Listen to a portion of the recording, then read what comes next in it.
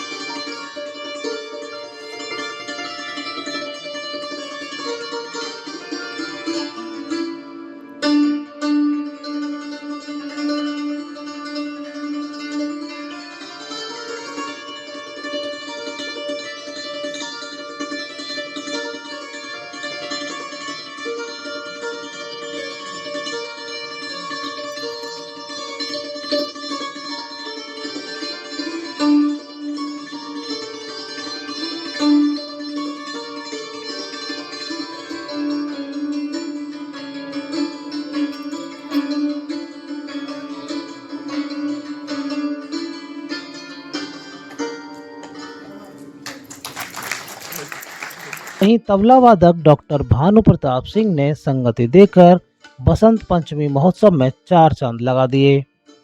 तबला वादन और संतूर के संयोगमन से निकले संगीत को सुनकर आनंदित दर्शकों ने खूब तालियां बजाईं।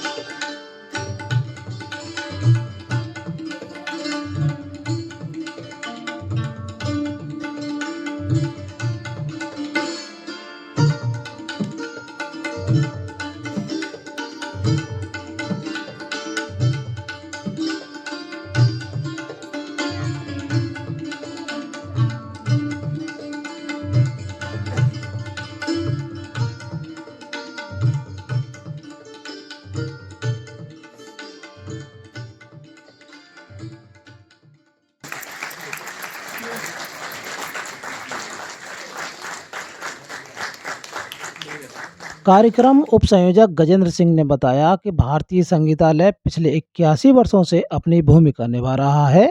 इसके अंतर्गत भारतीय संस्कृति से संबंधित कार्यक्रम कराए जाते हैं, जिससे संगीत का प्रचार प्रसार उचित प्रकार से हो सके। ये संगीत का प्रोग्राम भारतीय संगीतालय और ललित कला संस्थान द्वारा मिलकर कराया जा रहा है। इसमें हमारे बच्चों ने प्रदर्शन किया, राग बसंत ही गाया आज, और उनके बच्चों ने ओम की जो स्तुति की।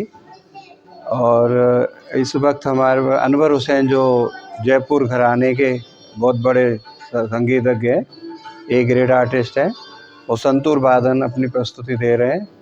और इनका मतलब संगीत में हम लोग विद्यालय जो भारतीय संगीतालय वो 81 सालों से वर्क कर रहा है, काम कर रहा है। तो उसी में हम लोग हर वक्त अपने बसंत का प्रोग्राम, होली महोत्सव का प्रोग्राम, पर हर चीज़ का प्रोग्राम करते हैं। समय समय पे जो भी कलाकार आते हैं उनका सम्मान, संगीत का प्रचार प्रसार ही मेन ध्येय है हमारी संस्था का। कार्यक्रम संयोजक और इंडियन म्यूजिक डिपार्टमेंट के एचओडी डॉक्टर देवाशीष गांगुली ने बताया कि बसंत पंचमी महोत्सव में भारतीय संगीतालय और ललित कला संस्थान द्वारा प्रस्तुतियां दी गईं, जबकि मुख्य कलाकारों ने भी अपनी बेहतरीन प्रस्तुतियां दी। आज बहुत ही शुभ पावन दिन है और इस अवसर पे हमारे लिए और भी ये शुभ हो गया क्योंकि एक विख्यात कलाकार उस्ताद अनवर हुसैन साहब जो संतूर के प्रख्यात कलाकार हैं, वो आज हमारे मध्य हैं आज अतिथि कलाकार के रूप में। और उन पे तबला संगति में हमारे आगरे के ही नवोदित बहुत ही अच्छे कलाकार डॉक्टर भानु प्रताप जी। और इस कार्यक्रम में विशेष सहयोग हमें जो मिला है वो भारतीय संगीतालय के श्री गजेंद्र सिंह जी हमारे साथ हैं, उनका मिला है। और भारतीय संगीतालय के साथ साथ भारतीय संगीत शिक्षालय कमिता जी का भी बहुत सहयोग मिला है, उनके भी काफ़ी यहाँ विद्यार्थी उपस्थित रहे कार्यक्रम में भी। सुबह हमारे यहाँ प्रातःकाल में हम लोगों ने सरस्वती पूजा की क्योंकि वो अधिष्ठात्री है कला की और आज उनका आविर्भाव दिवस माना जाता है। और उसके पूजन के बाद फिर हम लोग का ये सांस्कृतिक कार्यक्रम है जिसमें भारतीय संगीतालय की ओर से बसंत राग पर प्रस्तुत की गई और ललित कला संस्थान की ओर से 2 रचनाएं सरस्वती वंदना और एक नाद ब्रह्म, ये रचनाएं प्रस्तुत की गई। उसका मुख्य कलाकार आप सुन रहे होंगे बैकग्राउंड में देवाशीष गांगुली ने आगे बताया कि संगीत एक प्राकृतिक विधा है, इसके माध्यम से मनुष्य अपने भावों को व्यक्त करता है। साथ ही कला प्रेमी व्यक्ति समाज से भी होता है और मनुष्यता का एक बहुत बड़ा उदाहरण भी होता है। देखिए, सबसे बड़ी बात है कि मुझे नहीं लगता है कि संगीत कोई भी पसंद नहीं करता, जीव जंतु भी पसंद करते हैं। संगीत जो है वो एक प्राकृतिक विधा है और ये विद्या जो है वो प्रकृति माँ ने दिया है ना। इस पे जब वो शास्त्र बना तो हमारा भारतीय संगीत तो अत्यंत प्राचीन है, पूरे विश्व का प्राचीनतम है क्योंकि सामवेद उसका पहला ग्रंथ माना गया। तो भारतीय संगीत की पद्धति तो सबसे प्राचीन रही है और ये विधा ऐसे ही नहीं बनी क्योंकि ये मनुष्य के जो भाव हैं, उसके अंदर के जो रस हैं, वो अपनी अभिव्यक्ति जो है किसी भी तरह से, वो हर्ष में है, उल्लास में है या दुख में है, वो किसी न किसी तरह से साउंड के ज़रिए या ना उसी में हम लोग कहते हैं। और सृष्टि की रचना जो बिग बैंग थ्योरी आज विज्ञान कह रहा है, हमने लाखों साल पहले इसको कह दिया था नाद ब्रह्म के माध्यम से। नाद और ब्रह्म, नाद का मतलब ही साउंड और ब्रह्म का मतलब सृजन, तो उस रूप में ये सृष्टि जो है वो नाद ब्रह्म है और इसलिए हमने प्रणव मंत्र जो हम ओंकार है उसका आधार मानते हैं, है ना।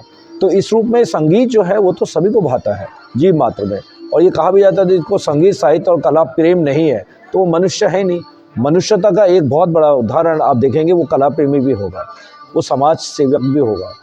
तो कला प्रेम यदि नहीं है, साहित्य प्रेम नहीं है, तो मैं नहीं समझता वो मनुष्यता के उसके गुण हैं। तो इस रूप में संगीत जो है बहुत।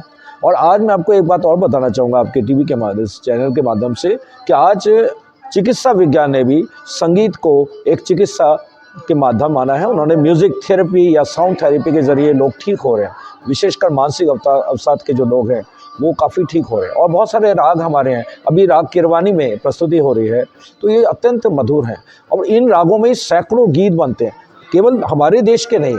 आप अफ्रीका लीजिए, आप अमेरिका लीजिए, अरेबिक म्यूज़िक लीजिए, पूरे वर्ल्ड का जो म्यूज़िक बनता है वो हमारे शास्त्रीय राग या किसी न किसी थाट पर आधारित होते हैं। तो इस बात को समझना चाहिए, इसीलिए शायद हमारे शास्त्रीय राग सबको मोहित करते हैं। तो पंचमी महोत्सव में ललित कला संस्थान के आचार्यगण और आगरा के अनेक संगीत गुणीजन उपस्थित रहे। इनमें प्रमुख रूप से अरविंद कपूर, डॉक्टर अमिता शर्मा, श्री कृष्ण, डॉक्टर प्रदीप, अतुल अग्रवाल, अरविंद समीर, गणतंत्र की आवाज़ के संपादक डॉक्टर के सिंह मौजूद रहे। धन्यवाद ज्ञापन डॉक्टर देवाशीष गांगुली संगीतेश ने दिया।